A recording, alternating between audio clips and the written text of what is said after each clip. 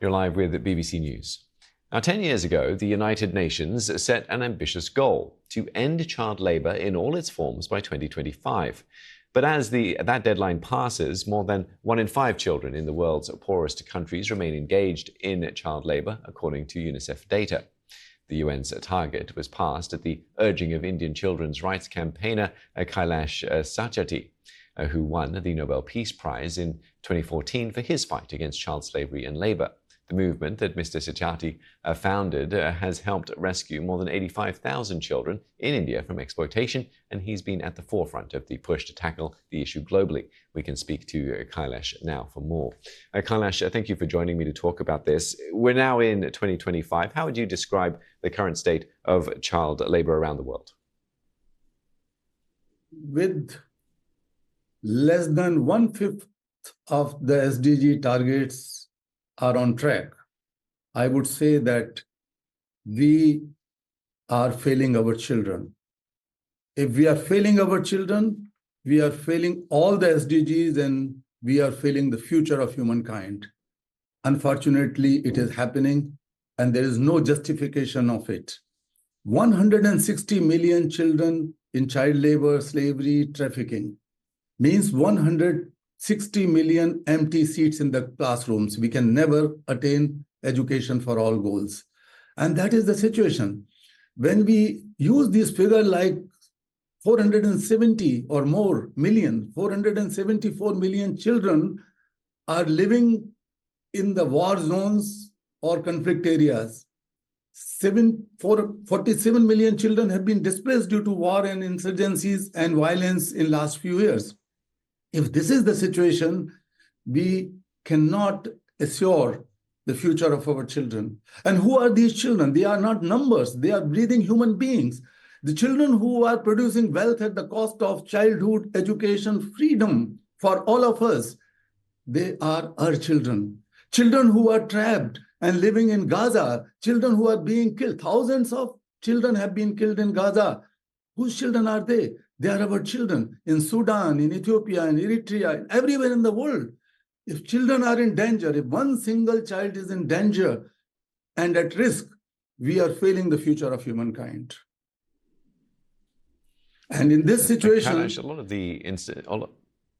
Yeah, please. No, please. Go on. Yeah. So I just want to ask you, many of these... Yeah. I apologize, Kailash. Just to ask you about some of the situations that a lot of the children find themselves in that you've described are war zones and conflict zones. So those are very difficult situations to be eradicating any kind of detrimental impact on children. Well, we have to feel that they are our children. What is lacking now, in spite of world has growing richer and richer every day.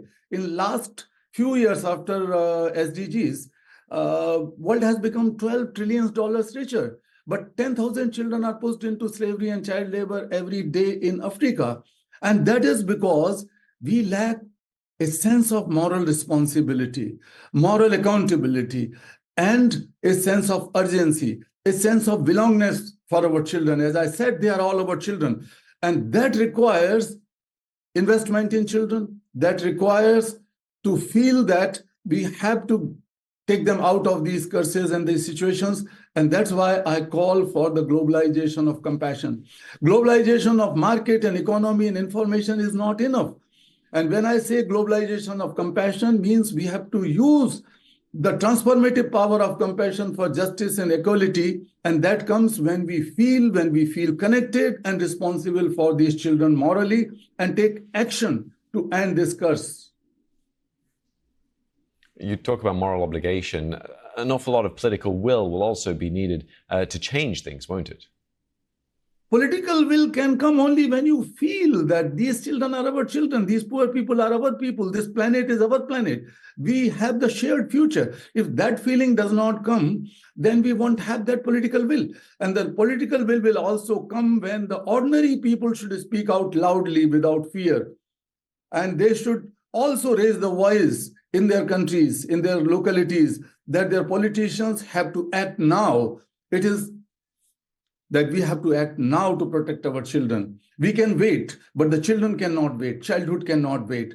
And that requires that feeling in our localities, in our countries, and in our world, and demand good policies. The policies have to implement it. We have to demand that the governments have to spend money, enough budgetary allocations for the cause of children in their home countries. But also it is the moral responsibility, is the obligation which has been committed by the international community and the wealthier world to ensure that these children should be free from any kind of exploitation. So that is very much needed. But the most important thing is that we have to speak loudly for our children. We have to speak with honesty for our children and act for our children. Kailash, thank you very much for sharing with us today. We do appreciate your time. Kailash Satyarthi, Nobel Peace Laureate.